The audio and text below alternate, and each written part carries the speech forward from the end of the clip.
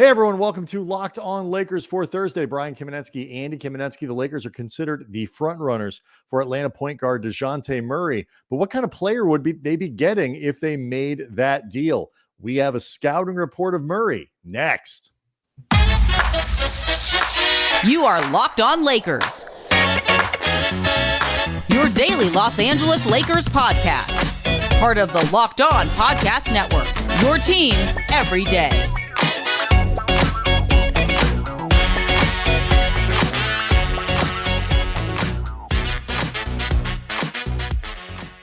Thanks to everybody for making Locked On Lakers first listen of every day, Monday through Friday, no matter how or where you get your podcasts. It's always free. It's never behind a paywall. And Locked On Lakers on YouTube is where you can go hang out with over 22,000 subscribers, all of whom are wondering whether or not the Lakers would be better off with Dejounte Murray. Really the biggest remaining name in the trade market now that Pascal Siakam is in Indiana. And so lots of questions about how Murray would fit. What that might look like, the trade, D'Angelo Russell, presumably, whether he stays in Atlanta or not, probably a pick and some form combination of Max Christie, Jalen Hood-Schifino, or whatever else the Hawks might want that isn't Austin Reeves. Andy, that's the basic deal. So we'll break all that down in a second. First, I want to let people know that today's episode is brought to you by PrizePicks, the easiest and most exciting way to play daily fantasy sports. Go to prizepicks.com/LockedOnNBA and use the code all lowercase LockedOnNBA for a first deposit match up to $100. So to get everybody up to speed on Dejounte Murray, because most people with meaningful and rich lives do not spend their time watching Hawks basketball. Andy, you spoke with Brad Rowland, host of Locked On Hawks, who has had a front row view of Dejounte for the last year plus. And Brad Rowland, the host of Locked On Hawks, joining us right now. The Lakers have been heavily connected to Dejounte Murray. For the time being, it's very much a D'Lo for Murray hypothetical. So a lot of what I'm going to be asking is about Murray, but also some specific questions of how he either would not replicate D'Lo while replacing him. So beginning with the offense, how would you describe, and by the way, Murray offensively having a terrific season, averaging about 21 points a game, 47% from the field, 39% from behind the arc, career highs in effective field goal percentage, true shooting percentage, and 2-point percentage. How would you describe his style and strengths as a scorer? Yeah, I think the biggest thing is that he is certainly more comfortable with the ball in his hands than without it. And that's maybe what gets into, but I know this is not a Hawks show, so the fit stuff in Atlanta, one of the problems there was that Murray, while he's been willing, and as you mentioned, he's actually taken great strides as a shooter, he's still more comfortable. It's very obvious that he is just in his bag when he has the ball in his hands. Well, this matters, by the way. Yeah. Just not to interrupt you, but sure. You may have heard LeBron sometimes has the ball in his hands as well. So he does. I will say LeBron has the ball in his hands less than Trae Young does at this point. So I think the whole league does. Yeah, there's a little bit more cohesion there. But no, I think that Murray likes to prod. He's a pretty good ball handler. He's not for a point guard, he is an adequate passer. He's not a great one by any means. Like he's willing, he can make the simple reads, but not going to create a ton compared to a lot of other point guards.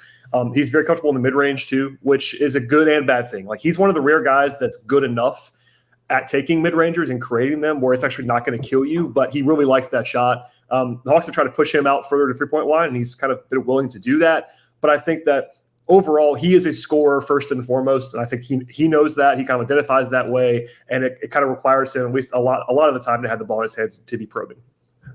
Is he a good downhill threat? He can get there. I think that what he doesn't do a ton of is get all the way to the rim and finish. Okay. He's actually he's a pretty low free throw guy too for someone who has the ball in his hands as much as he's had. Even dating back to San Antonio, he likes to get to that. Like what I always try to say is like he's better when he gets to that like 8-foot range. Like he has this little push shot that's actually very effective, and he's better at getting to that than when he's quote unquote settles for like the 12, 14, 15, 16 footer. But he can get all the way downhill. It's just that it's not really what he does a lot of. And I think for whatever reason, he is pretty skinny. He gets knocked off the spot sometimes. So like not the most crafty. And it's also probably more stark because he plays with Trae Young, who's so good at getting to the free throw line. But Dejounte doesn't really do that. He's not like a super physical driver, but he'll beat a guy. He'll get there if it's sort of available to him, but he's still more comfortable kind of pulling up. Talking about the outside shooting this year, again, he's putting up career best numbers from 39%. And it's on legit volume, about 6 a game, like 5 or 6% better than any other season where he's taken a reasonable amount of threes. Is he most successful as a catch and shoot guy or creating the three off the bounce? How does he usually look to get him? Yeah, he's kind of done more of both this year. Honestly, like Quinn Snyder came into Atlanta and really kind of pushed the whole team, and by extension, Murray, who was maybe the number one candidate for this, to kind of push things to the three-point line, let it fly more often, for instance. And I think he's been actually good at buying in as a catch and shoot guy. That was not a natural thing for him, especially dating back to San Antonio where we had the ball all the time. But he has done that. He's done it. He's made shots. He's also taken more of the off the dribble shots from 22 feet instead of 19 feet, if that makes sense, which is effective. I'm not entirely sure that I buy him as a true talent 39% three-point shooter. It is a small sample size. He's never really done this before, like you said. But I think there is legitimate progression in his perimeter shooting. I do think that he is an improved shooter. The mechanics are pretty solid. But I think that he still likes the pull up a little bit more. But I think especially on a good team and with LeBron around him to spray the ball to him, I think that he has been willing and has been really kind of effective at catch and shoot stuff this year too. Well, I mean, you may not have heard, but the Crypt, formerly Staples Center, is where three-point shooters who put on the Laker uniform go to die. For whatever reason, there's been a lot of shooters who have struggled playing for the Lakers. When you said before, though, that you're not sure that you buy into it in terms of sustainability, is that just because it's a small sample size or anything else specific to it? Yeah, I think it's mostly sample. Like, I know you mentioned it before, but he's been more of a, low to mid 30s guy. Yeah. I'm someone who I'm going to tend to believe the larger sample in general. I do think that it's been more of a priority for him, which I think makes it me believe it more, if that makes sense. Like, the volume has gone up. That is intentional, both team and player. And I think that using his 3 or 4 year numbers against him right now, which I've seen people do, like his career numbers are not good from three. And I get that, but he's not the same guy anymore. So I think last year is a more reasonable baseline, like, 34, 35% compared to this year. I think it's maybe somewhere in the middle, if I had to guess, like what it would be big picture, like, 36, 37 kind of thing. Maybe he is 39. Maybe this is 100% real. I just tend to not believe this kind of sample size yet, even if he is taking a lot more of them this year. What's his consistency like as a scorer? I think he's pretty consistent, honestly. I mean, a lot of it waxes and wanes potentially on, like, if he's not hitting his mid-ranger, it can get a little bit dicey. Like, if he looks bad on a night, it will look bad, if that makes sense. Yeah. Part of that's just the way that he approaches it. Like, he's not taking the easiest shots, and I don't want to go down this rabbit hole too much, but even this year when he is obviously taken huge strides, he's still below the league average in true shooting. Like, he's just not a guy who has been incredibly efficient in his career. I think a lot of that, again, is kind of his shot profile. And while it has gotten better, more threes, et cetera, it's just kind of hard unless you're Kevin Durant or, an all-time shooter to carry super efficient metrics when you are taking as many mid-rangers as he takes. And also there's something to be said for that too. Like, the counter argument is like, the Hooper versus basketball player argument of all time. Like, he could get to his shot, and that's actually a huge positive late in the shot clock, late in games. He had a couple of game winners last week when people went crazy. He can get to his shot, which is a positive. But as far as his efficiency is concerned, there's always been a little bit that left to be desired. How good is he at running pick and roll? He's a good operator for sure. I think, again, not to keep saying it, but he is more of a scoring mentality when he gets around pick and roll, but he knows what to do. He'll set a guy up. I think I'm probably a little bit jaded because Trae Young is so good at it that it looks like Murray is worse, if that makes sense. Like, sure. He's actually not. I think Dejounte is actually a very, very capable pick and roll operator. And even as a passer, like, I think people got a little bit tricked by that last year in San Antonio when he averaged like 9 assists a game.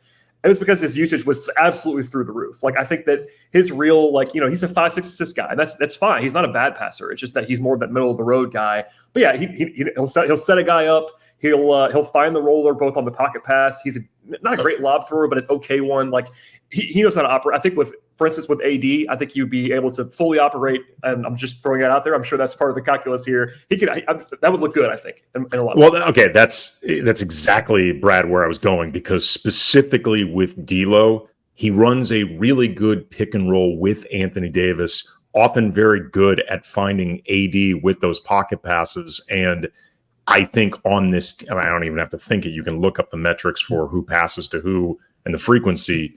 D'Lo looks for AD more often than anybody on this team. So the notion that Murray could replicate some of that specific synergy stylistically with AD, that's a big deal, and that's a positive. I do think that, I'm not watching every Lakers game, so I'll raise my hand on that. I do think that Russell is a better natural passer than Murray is in general. Like, dating back, this is obviously a long time ago now, when Russell was a prospect, he was almost seen as like the super pass first guy that was like so creative. And he's just got better instincts as a passer, I think, than Murray does. But Murray will make the simple play, is what I would say. No, D'Lo's a very, very good passer. All right, coming up next, the defender, the area where he may have a lot more on his plate if he ends up becoming a Laker. That is coming up next.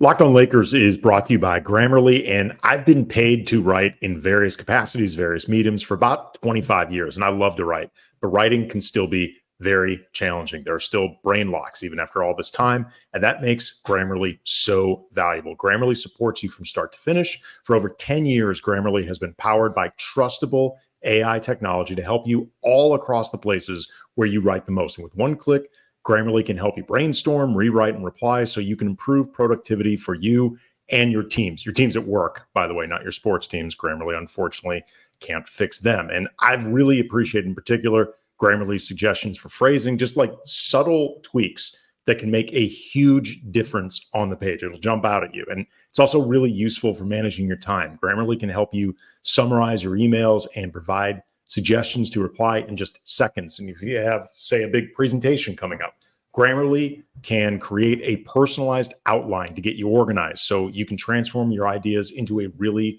compelling presentation. Here's the best part: free to use. So start being more productive at work. Go to Grammarly.com/podcast to download for free today. That's GRAMMARLY.com/podcast.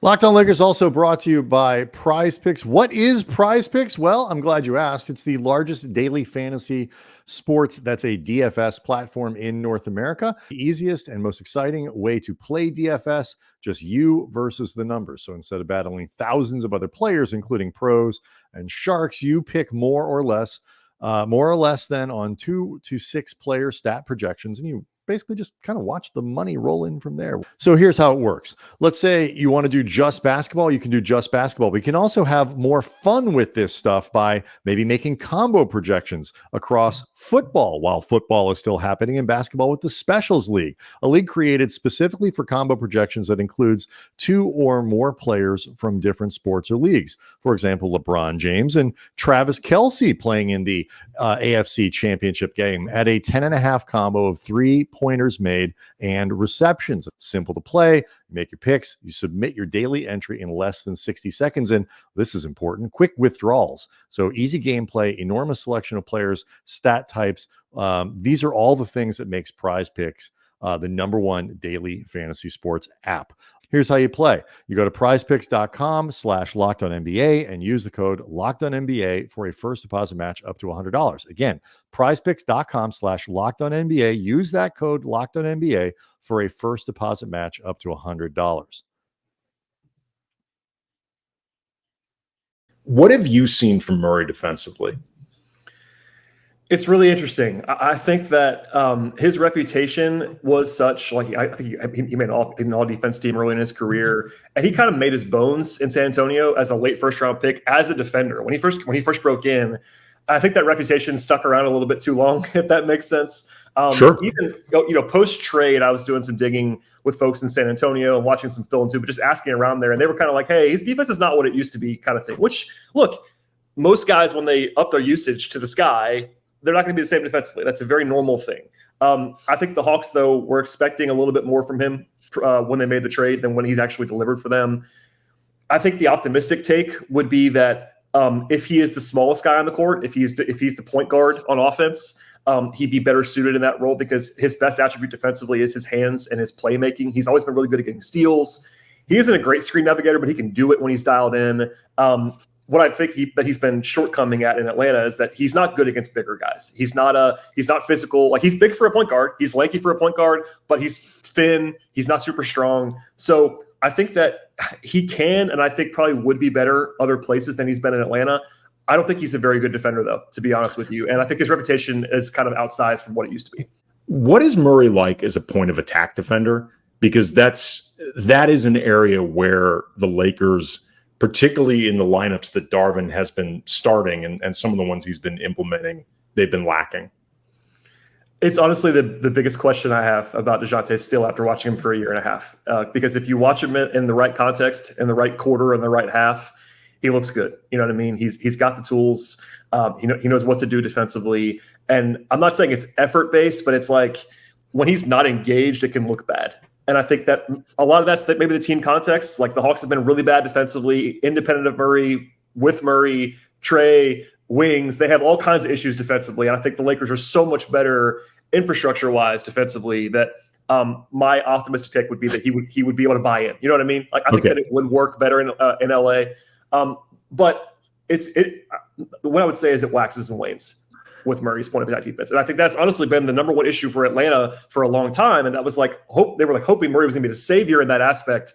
And he has definitely not been the savior in that aspect. But I think that it really might just be a situational thing. I think that would be the hope, because honestly, it hasn't been that good. He has been better when he's given a primary assignment. Like, I think when he gets up for certain matchups, like if he's the guy against, I don't know, Donovan Mitchell or something, one of those high impact famous guards, he's usually better on the ball in those matchups. Okay. He has not been good off the ball, which you might ask me. He's been really kind of inattentive at times off the ball. And again, that probably goes more to the situation, like you point out there in Atlanta. But I'm trying not to be too cynical about it, because I just watch it. I watch every play, and it's like it can be frustrating, his defense. It has been, but I do think that he's capable, and when he gets up for it, when he engages at the point of attack, it is better than when he's okay. Well, that leads to the next question I wanted to ask. Like, let's just, for the sake of this question, assume that Murray is more re-energized, remotivated defensively with the Lakers. Could you picture a scenario where he can actually help elevate a defense or other players around him? Because the reality is he's going to be teamed with Austin Reeves in the backcourt, who gets targeted a lot. You have to offset LeBron at this stage of his career and the way he paces himself defensively. And Taurean Prince, if he stays in the starting lineup moving forward. An old friend of mine, Taurean Prince.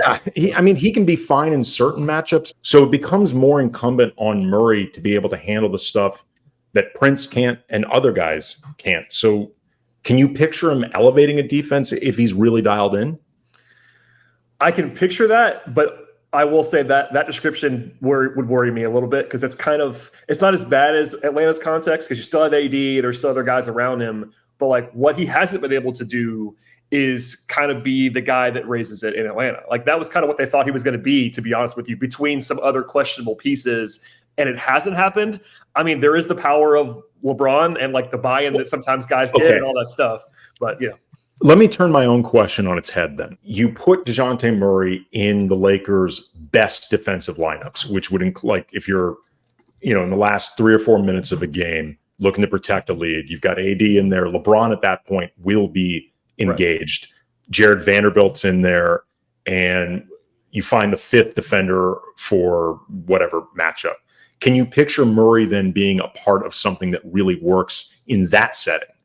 Yeah, I do. I can. I do think that would be, look, and we haven't seen it for 2 years. Actually, we haven't seen it longer than that, because in San Antonio, they were bad at the end when he was the guy. So like, there is a lot of uncertainty here. I think everybody kind of knows that. Like, he has not been a part of a good defense since he was like a third-year player. Like, it's been a long time. But I do buy into the notion of what you just described, where like, if he's not necessarily the weak link, but if he's not like one of 3 weak points, I think I would probably buy it more, because especially if he's the smallest guy on the court. I don't want to overstate that too much, but I think his skill set plays up when he is able to kind of just go be a havoc creator and like be able to kind of, jump passing lanes and go for strips, stuff like that, rather than having to be solid. I don't love him as a guy who has to be solid. I think he is much more of a playmaker defensively, but within that context, I think it would probably work. So he can be pretty disruptive then defensively. Yeah, I mean, he's always been a super high steal guy. Like, It's kind of funny. I saw the stat the other day. I think he's drawn like one charge in his career. Like he just does not draw charges. It's hilarious. But, That's crazy. It's very funny. Anyway, but he's always been a super high steal guy. And, steals can be misleading. Russell Westbrook, old friend of yours, always a high steal guy, not always a great defender. Like there are guys like that. But I think that Murray prides himself as being a disruptor defensively. Whether that's actually, what's the word I'm looking for? Whether it's actually practical or not, I'm not sure. But he can get in passing lanes, and he has great hands. He really does. He has great hands, and that does help for sure. What's he like? But before I get to the last couple of questions, what's he like in terms of if he gets a steal, turning that into transition offense? How does he do in terms of either running that or just setting it up to become something? He'll push base for sure. I think he's looking for those pick sixes a lot. Like he's definitely opportunistic in that way. He'll sometimes get out, go over the top on it, and get out of position going for it, which is okay as long as you get enough of them. You're playing the math there. He's not a great passer in transition, but he'll go to the front of the rim, which I think is the best thing that you can do as a guard. There is just when you get the ball, push down the floor, go to the front of the rim. He'll be able to make the simple plays. So he's not the best transition player in the league as far as guards are concerned, but he's a guy who you don't have to worry about. If he gets out there in a 3-on-1, he'll execute it. If you're Rob Pelinka, do you pull the trigger on this? I do think it does make some sense for the Lakers, to be honest. I don't love Murray everywhere. There are teams for instance, the Knicks. I don't see that as an option that I would love if I was the Knicks. But I think the combination of him being able to play point guard and kind of be on the ball, but not be the only number one option. I think Murray could be a floor raiser somewhere else. He could go to a bad team and score 25 points a game, and he could do that.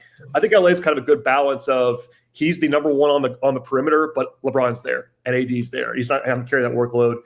And defensively, I think he buys in. So the price is not crazy. I think it also almost helps the Lakers that they can just look at the Hawks and be like, we can't offer anything else. We have one pick to offer. You know what I mean? The Hawks are probably going to ask for Reeves. I'm sure they have already. They're going to want Hood-Schifino. They're going to want Chris. Whatever it's going to be. It does help the Lakers that the Hawks can't be like, no, our price is 2 picks. And the Lakers were like, we don't have 2 picks. So what would you like? So, yeah, I think at the end of the day, if that was the price that's been reported and you get off D'Lo, I would do it as the Lakers. I don't think it's like an A++ move, but if it was like a yes or no, I would say yes. He is Brad Rowland. He covers the Hawks Monday through Friday, Locked On Hawks, part of the network. Appreciate the time as always, man. Thank you. Happy to do it anytime. Locked On Lakers is brought to you by Hunger Root, the easiest way to get fresh, high-quality food delivered to your door. They've got healthy groceries, simple recipes, all in one place. And as someone who has enjoyed a Hunger Root shipment, let me tell you, you are in for some awesome eating. Just take a fun, short quiz so Hunger Root can help get to know you, how you like to eat, your favorite flavors, the stuff you use to cook, all that great information. They'll keep your preferences top of mind and start building your cart with awesome recipes and your grocery needs for the week. Hunger Root has fresh produce, high quality meat and seafood, pantry staples, healthy snacks, sweets, and more. Some of my favorites include the lemon pepper half chicken, the cucumber corn black bean salad. It was really versatile. It's great on its own, but you can also mix it into other salads. I've done both. I enjoyed them quite a lot. Hunger Root follows a simple standard. It's got to taste good and be quick to make and contain whole, trusted ingredients. So right now, Hunger Root is offering Locked On NBA channel listeners 40% off your first delivery and free veggies for life. So hungerroot.com/lockedon and get 40% off your first delivery and to get your free veggies. That's hungerroot.com/lockedon. And don't forget to use our link so they know we sent you. Okay, so that was great stuff from Brad Rowland, host of Locked On Hawks. After finishing that conversation, come out on Dejounte Murray vis-a-vis the trade deadline in the Lakers. First of all, that offensively, in a lot of ways, he sounds like D'Angelo Russell. That's kind of like not exactly the same, because D'Lo is more of a proven outside shooter. And it sounds to me like, even though D'Lo can be good in the mid range, that's really Murray's bread and butter. And in some ways, the thing that can distinguish him from a lot of different players. D'Lo might finish a bit more than Murray, but D'Lo is not like a classic finisher, even though I think he can be good around the rim. You trade off some passing, like pure passing, I think, if you bring in Murray, but Dejounte Murray is a better defender than D'Angelo Russell period. Like he just is. But the question of whether or not the Lakers should trade for Dejounte Murray, I think, is a different question than how much that will impact the Lakers this season if it's just a D'Lo for Murray swap, essentially. I agree with you. I left that scouting report less enthused than I was about Murray before, and I was sort of Murray skeptical, mostly because the reports are pretty relentless. Not that he's a bad defender, but that he's not a difference maker like he was early in his career with San Antonio. And I do think he would be better with the Lakers. You get traded, that stuff kind of comes back. You're randomly, look, James Harden is playing ball in with the Clippers and doing, it's like, you're always on. Westbrook's been engaged defensively with the no Clippers. question. You are always on your best behavior. When you've been moved for something like this and theoretically go to a better situation, certainly a higher profile situation, and one where you at least have a chance to win something.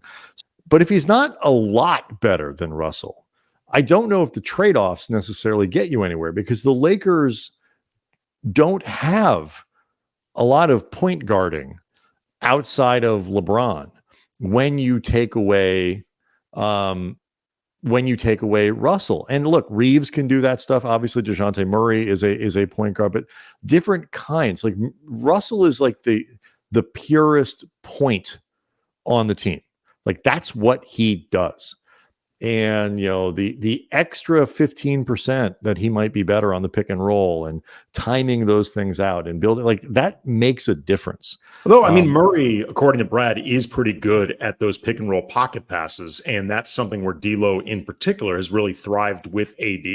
But he said also too, he's not as good. But he's not as good. But the fact that he can do it reasonably well, like I said while I was talking with Brad, a lot of my questions were really framed to try to figure out what the differences would be between him and D'Lo, positively and negatively. The thing that did jump out at me, though, in terms of a potential positive, like a big positive, and it is a gamble of sorts, like there requires a leap of faith, but where Brad agreed that a re-energized, re-motivated defensively, Dejounte Murray could potentially be part of your best closing unit defensively. Mm-hmm. That did jump out at me. Like he had skepticism that Murray could necessarily raise the floor or even raise the ceiling of the starting group. Like if he swapped in for D'Lo defensively, like the idea that he could play a role in covering for Reeves, for LeBron, and in certain respects for Prince. He was skeptical about that. But if you put him in with AD and Vando and LeBron at the end of games where he is going to be focused if it's tight, and then pick your fifth defender, that Murray actually could be pretty useful there. That I thought was interesting, just because with D'Lo, that's not the case. Sure. I mean, D'Lo is what he is. Like he is, and again, there's no question to me that Murray is a better defender. You said something that, I know we touched on it, Wednesday and earlier in the week. Like, what are you trying to do here? Are you trying to resurrect this season, or are you trying to build something that makes some sense moving forward, where you look at Murray as a better pure third piece or something, or a 3A and a 3B with Austin Reeves in ways that you don't look at Russell, where you just don't see him as somebody that you're going to want to have beyond this season, or certainly I guess beyond next would be the longest, that he could be under contract. And to that respect, okay, I get it. Like you're making a trade to kind of build some continuity into next year. You'd now have most of the core of the roster signed up for multiple seasons, except for LeBron. But the other part about that makes it tricky is, the Lakers can trade one pick now. They can trade 3 picks this summer. If you trade for Dejounte Murray, obviously you're down a pick. You now have Murray, but do you can move him over the summer? Like you can only do these things once. And you have to be comfortable with Murray, I think, more as a forward-looking absolutely option than something that's going to fix you for this year. I would rather them, if the goal of everything that they want to do is just this season, I would rather them tinker around the margins and not commit too much. And, because you could probably trade for Dejounte Murray again this summer if he hasn't gone anywhere in between now and then. And maybe he has, maybe he hasn't. Well, I mean, that's the risk, though, and then you have to start really thinking ahead to who actually might be available this offseason, who could potentially be gettable. And, if the Lakers aren't seen as a team with a lot of desirable contracts to move at the deadline, they're probably not going to be seen as a team with a lot of desirable contracts to move this offseason. So, no, but they have more picks.